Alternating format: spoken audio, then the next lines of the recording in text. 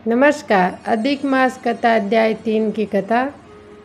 नैमिषारण्य में बैठे ऋषियों ने सूत जी से विनम्रतापूर्ण से कहा, हे महाभाग, भगवान नारायण ने नारद जी से जो शुभ और रहस्यमयी वचन कहे उन्हें हमें विस्तार से सुनाइए।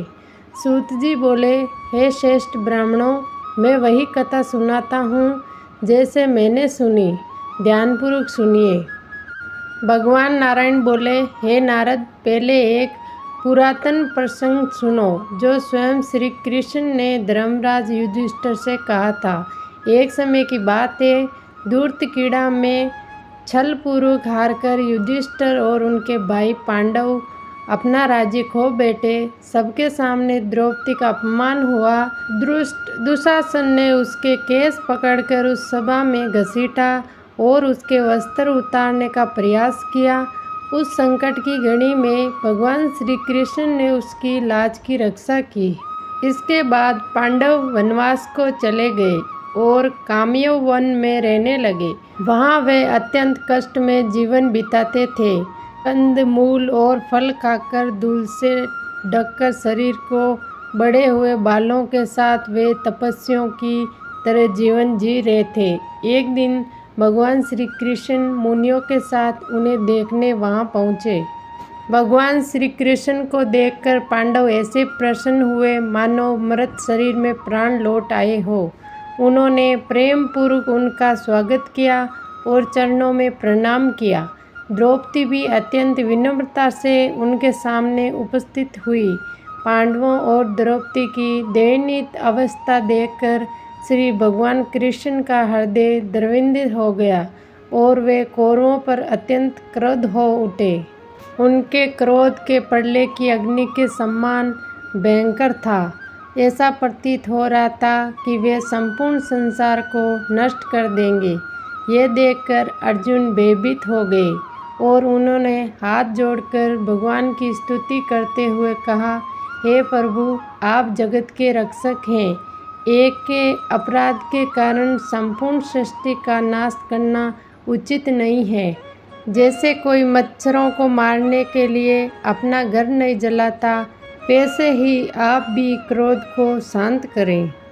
अर्जुन के विनम्र वचनों को सुनकर भगवान श्री कृष्ण शांत हो गए।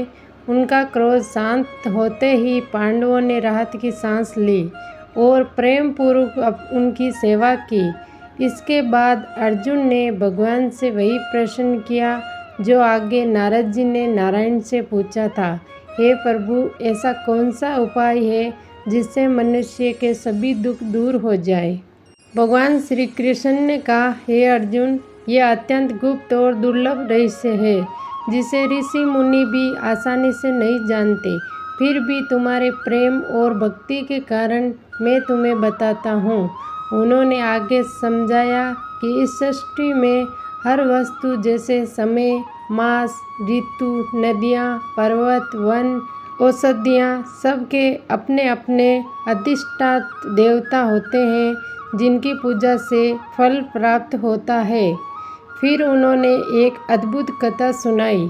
एक बार एक अधिक मास उत्पन्न हुआ, लेकिन उसमें सूर्य की संक्रांति नहीं होने के कारण सभी लोगों ने उसे तुच्छ और अशुभ मान लिया। उस मल मास कहकर अपमानित किया गया। इस तिरस्कार से वह मास अत्यंत दुखी और निराश हो गया। अतः वह भगवान विष्णु की शरण में बैंकुंठ पहुंचा। वहां भगवान का दिव्य सिंहासन पर विराजमान देखकर उसने अश्रुपूर्ण नेत्रों से साष्टांग प्रणाम किया और अपने दुख को व्यर्थ करने के लिए विनती की। इतना कहकर बद्रीनाथ थोड़ी देर के लिए मौन हो गए। तब नारद जी ने उत्सुक होकर पूछा, हे प्रभु, उस अधिक मास ने भगवान के सामने क्या कहा। तो ये थी अधिक मास अध्याय 3 की कथा। अगले वीडियो में हम सुनाएंगे अध्याय 4 की कथा। तब तक के लिए धन्यवाद। अगर वीडियो पसंद आए तो वीडियो को लाइक, शेयर, कमेंट और चैनल ने ज़रूर सब्सक्राइब कीजिएगा। जी धन्यवाद।